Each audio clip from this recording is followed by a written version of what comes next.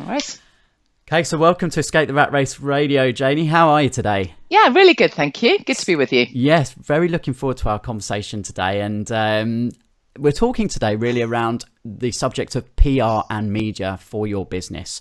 And many of our listeners will be in those early stages, so they're perhaps still transitioning from a full-time job to starting a business. So there may be some challenges around, wearing different hats as an employee and as a business owner, and how they're perceived to the public when they're still trying to keep maybe a little bit of a secret from their boss in some situations. So it'd be good to really understand why it's important for someone to look at themselves as a brand and to understand how to market themselves. Before we do that, though, I guess many people will be familiar with you, Janey, through your public persona, your Radio 2 show, and being in the press. So I think you're well qualified to speak around this topic. But it'd be really good to hear your story, Janey, and if there was ever a point when you were in the rat race yourself, and really kind of what your sequence was that led you up to where you are today. Yeah, I mean, I interestingly don't think I ever had what I call a real job. I kind of ricocheted between lots and lots of different freelance positions for many years, and I've always been someone who's worn an awful lot of hats, if you like. So I always found it quite difficult to ever do one thing. I was sort of I was a singer for a while. I was doing some promotional kind of work and a bit of acting, and then a bit of radio, and it's always been lots of stuff, really. I think probably in terms of making it relevant to what we're talking about here, I think the thing that was important for me was when my business, in inverted commas, started, it happened completely by accident. So I've done it all the wrong way, as it were. So I'm now in quite a good position to kind of look back and go, if I'd had my time again, although I feel very fortunate and very blessed that, I'm doing what I'm doing. But if I had my time again, I would have done it a little bit differently. And what I mean by that is I would have taken a little bit of time to plan the kind of business that I wanted. So many people fall into the trap, particularly if they are working, they're employed, as you say. They have a business idea, they know what they're going to go for, and then they're rocking along towards it. And then sometimes, as it did with me, something will happen. You'll get an opportunity or something will take off, but you haven't actually got your ducks in a row. And then it can all kick off. And looking back, I wish I'd got a few of my ducks in a row. Basics like deciding exactly what it is you want for your business. So many people end up finding that they're working 24/7 and suddenly they've got no time for anything that they want in their life anymore. They've got no work-life balance. On the one hand, that's amazing because the business is doing well. On the other hand, it's like, this is not what I signed up for.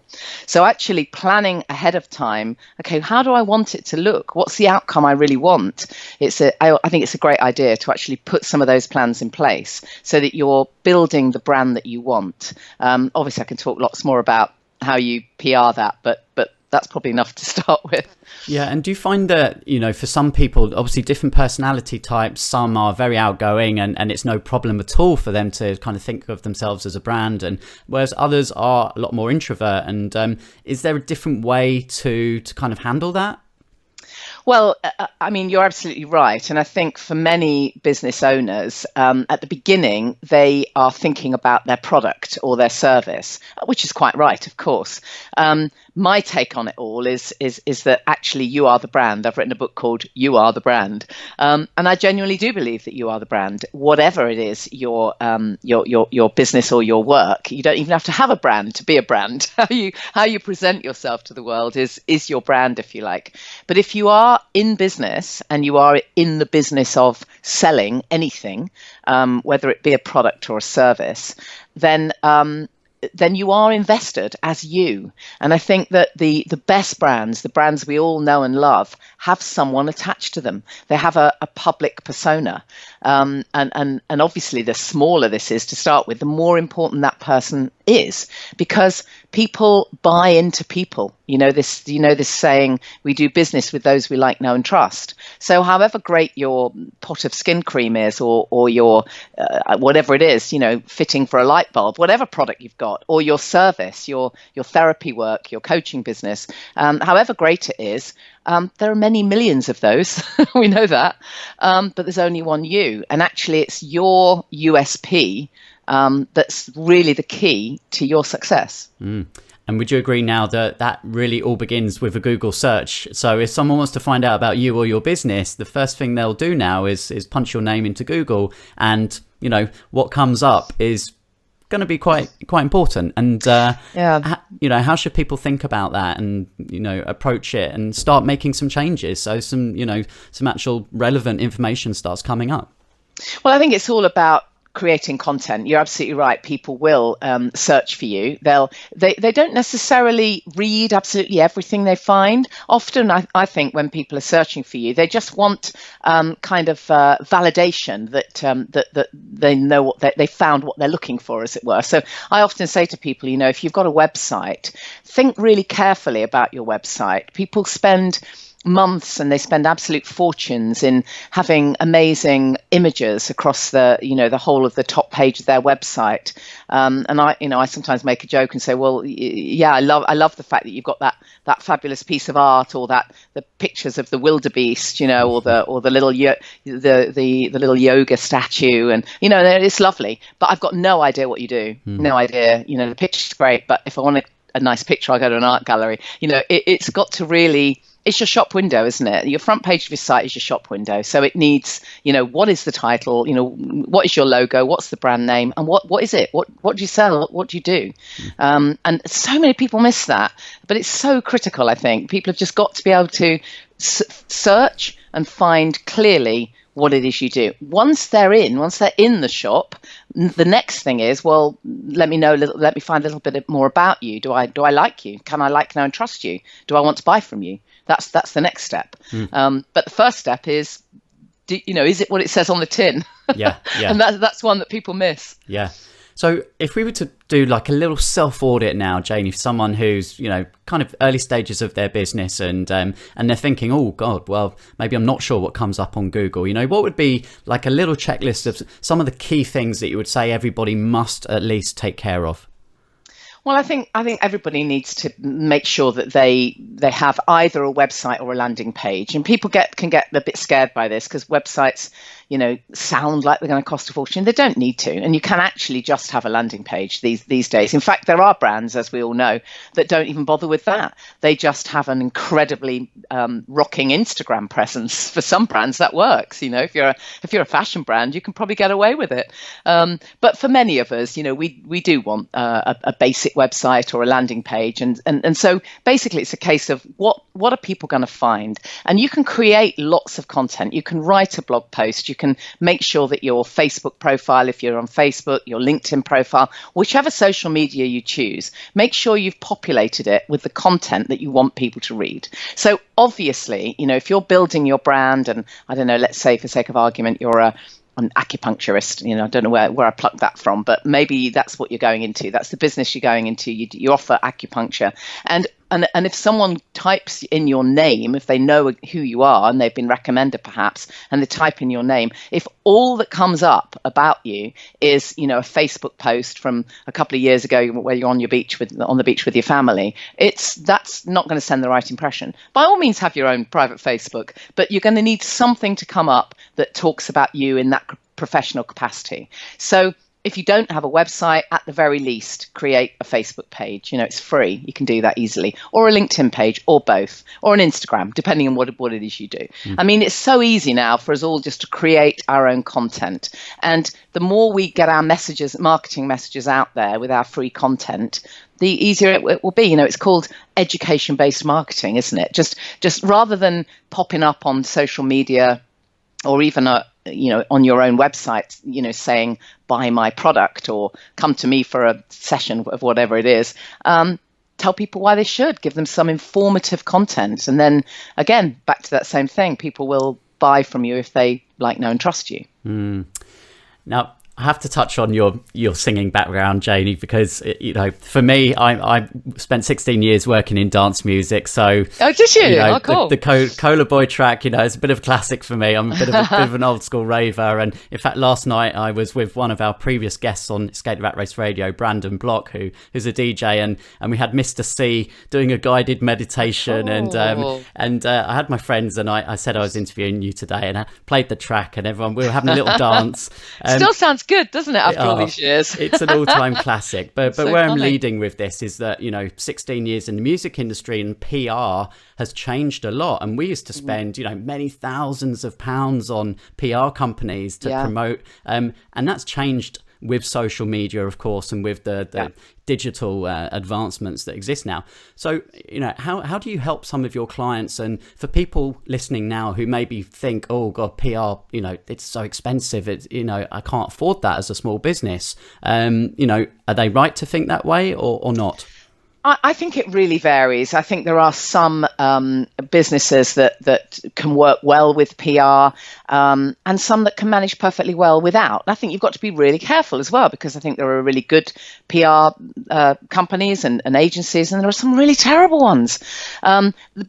Ultimately, I think whether you have PR or not, you've still got to do your own PR, because you are your own best PR. And the more you do for yourself, the more they can do for you. If you've got the luxury of being able to afford outside PR, that can fabulously complement what you've already done. But you've still got to do the basics. It's absolutely pointless, a PR company trying to come up with something when you're the one who knows it better than anybody. So, yes, of course, get a team around you to help stuff if you've got the finances to do that. But do the basics yourself. The basics, you're going to need some basics. You're going to need a decent headshot. You're going to need a biog. You're going to need a little bit of content. You're going to need, some snippets of information that you can share. You're going to need some angles. A PR company can't do really very much for you if you don't have an angle. There's only so many times a PR company can say to a magazine editor, oh, will you feature this pot of cream, or will you feature this? Or, well, not really. No, actually, I probably won't keep on doing that, because there are millions of others. But what the media do want is stories. They want angles, both whether it's radio, television, print media, they all have space to fill and column inches to fill, but they don't want to advertise your product for you.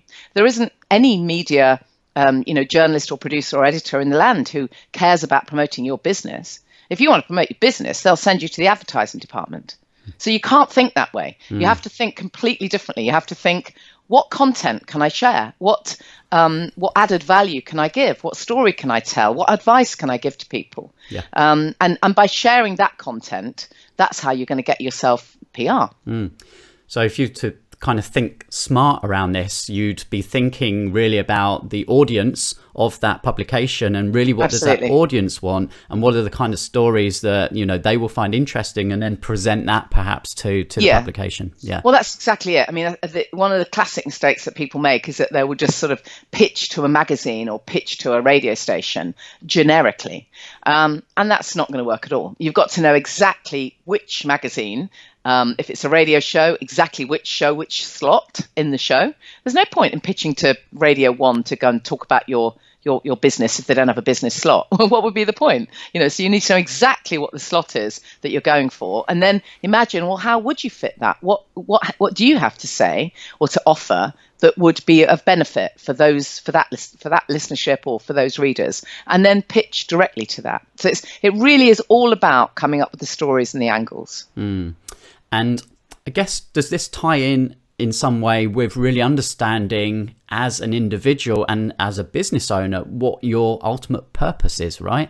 And that's a big question for a lot of people to really kind of nail down. Do you have any processes or tips for anyone who kind of knows what they want to do, but they're not really sure what the bigger purpose is, and is that important for someone to really identify? Yeah, I think we all have a purpose. I mean, I think we can sometimes get confused and think that having a purpose means that you have to be creative or hugely successful. I don't necessarily believe that. For some people, their purpose is to be happy, and that's cool. But whatever it is, it's the thing that wakes you up. It's the thing that keeps you awake, or rather than wakes you up, keeps you awake, or the thing that you keep thinking about, when your conscience keeps nagging at you, or when there's something that you're meant to do. And I sometimes say to people, look, if God forbid you knew you had a month left, you could leave a legacy. What would that be? Who would you work with? What would you do if you were able to do it? And often people say immediately, oh, I know exactly what I do. I would change this, or I would produce this, or I would work with this type of person because I know I can make a difference. And that's the thing, what is that thing that's your thing? Because most of us have got one. And I think it's just really focusing on that. Sometimes if you're kind of stuck in a job that you don't particularly love, and you really are not sure what it is you really want to do with your life, then I think thinking back to what you used to enjoy when you were young can be great. 'Cause, often when people pause and stop and they think, actually, I used to be amazing at art, or I used to be amazing at whatever it was, telling jokes, and I've lost sight of all of that. So many of us are caught up in the minutiae of everyday life. We've forgotten what it is that really makes us tick and makes time go more quickly. So I think if you really are stuck, it's a good idea to remember back to when you were a kid. Yeah, I agree with that, absolutely. And unfortunately, it does take a catalyst sometimes to change direction for people, and sometimes that's not in the best circumstances, but just having that wake up call and understanding that time is ticking, time, it doesn't stop, and you've got to follow your heart, right? Yeah, absolutely.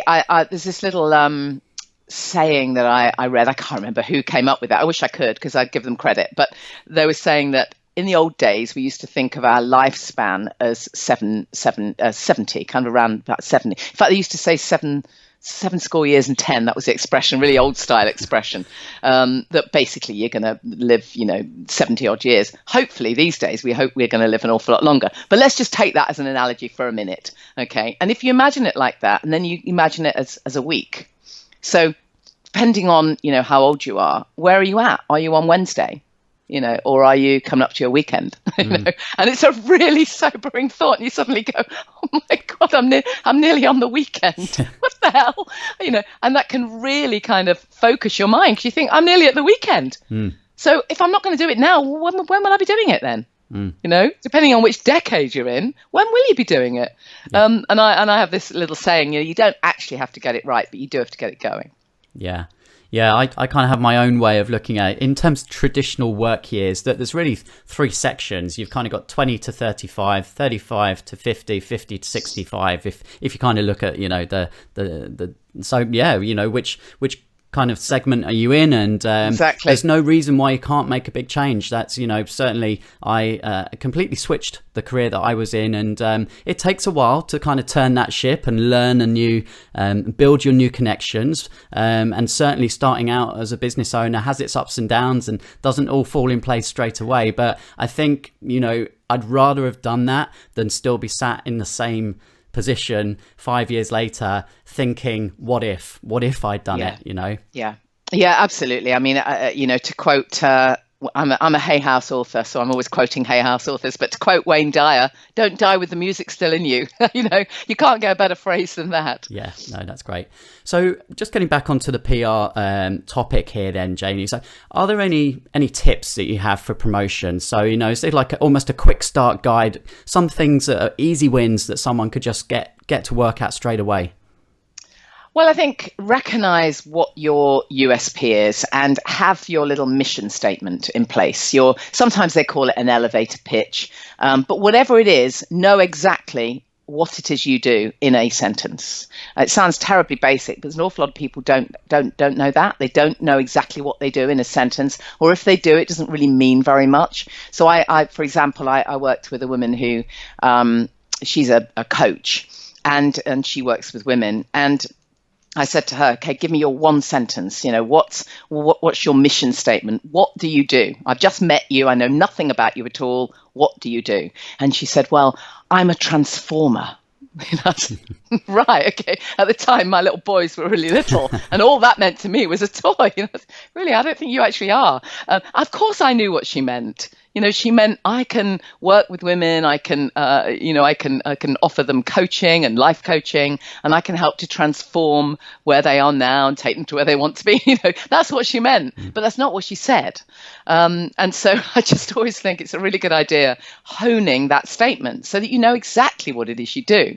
And then I would say it's a case of working out what's unique about your offering. Well, what is it that's unique about you and the way you do that work, or what it is you've put into that product? If you've created a product, is there a story behind it? Why have you created that product, and can you share that story? And then I think you get to work creating a couple of angles. Actually know your brand story, because ever such a lot hangs around that. If you've got a brand story, if you've got something interesting to share about your own story, about your own life, about your unique take on something, then you've got something to pitch. And if you've got something to pitch, well, get pitching. Your local press is always a great place to start. You can offer to run a competition or write an article. You can obviously do your own blog posts. There's ever such a lot you can do when you've got a story. Of some kind. There's not very much you can do when you've just got a product. It needs something else. It's a crowded marketplace, whatever industry you're in. So it's going to be about you and your unique take on whatever it is you're trying to sell. And I guess for some people that can then lead to overwhelm, right? Because there's so much that you could do, and it's about breaking it down and kind of looking, I guess, where the easiest or biggest wins are. So biggest bang for your buck, I suppose, right? Yeah, I guess, it's a case of again, planning what kind of business it is you want, looking at where your ideal clients are. I mean, obviously, that's a really big one in all of this, is that you need to identify your ideal clients. That's really critical. And when you know where your ideal clients are, then you can pitch directly there. So, there's no point in being in, Horse and Hound magazine if you've got a product that's not relevant to those readers. It's obvious that you've got to find your ideal client and then pitch where they're going to be, and accept that you have to, kiss a lot of frogs, as the expression goes. I when I work with clients, goodness, I can't even count the amount of pictures and emails I send, and majority of them don't come off, but some do. And you have to be quite resilient, I think. You can't just sort of feel let down the first time you don't get coverage in a mag or whatever. Now, I know another topic that you talk about, Janey, is well-being. This whole process of building a business, especially when you're juggling a job as well, it can be demanding on mental health, on physical health. And, have you had any experiences with clients or, personal, just of how to deal with that and make sure that you don't start burning out and pushing yourself too hard? I think that really comes back to what I was saying at the beginning of this interview, where I said really it's important to plan for the business that you want. So, work out in advance how you want your business to grow, and make sure that if you're trying to scale up, how are you going to do that? Are you going to have the team in place to support that?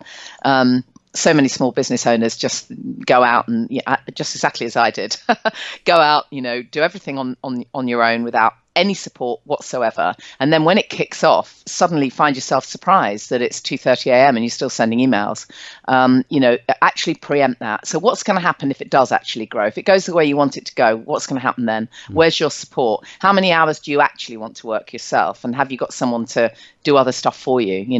I think those things are critical, because you've absolutely got to look after yourself, because if you don't, clearly you're not going to have a business. I work with a lot of therapists and coaches, and I can't count the amount of times people have said to me that they are only doing that work because they were doing a different kind of work and got completely burnt out, totally burnt out, often just had breakdowns, got sick or just all kinds of anxiety, mental health issues, and literally were forced to stop.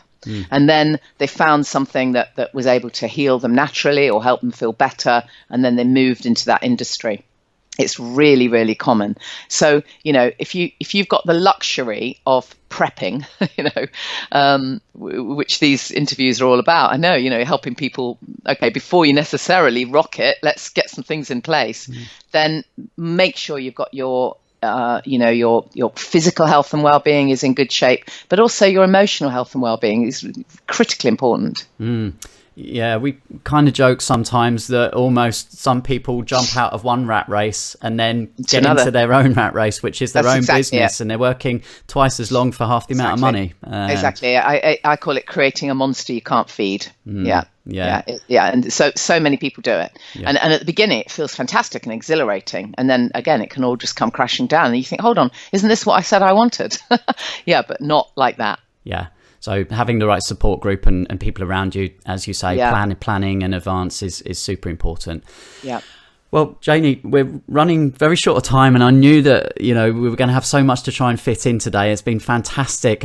For someone who perhaps, would like to learn more about this, or maybe even be interested in contacting you and having a conversation, where would be the best places for them to go online? And yeah, so if you just look at janeyleegrace.com, that's where I do my various media training and bits and bobs and interview training. I'm a real big believer in, we haven't really got into it today, but when you do start to get yourself some PR and media attention, I think it's super important that you're a good interviewee. It's something that over the years I've found so many people are really bad at. They're great at what they do. They've written a fantastic book, or they have a great business, but they're rubbish at actually describing that and selling themselves. And so many people actually get opportunities and then they blow them. I've seen it happen so many times.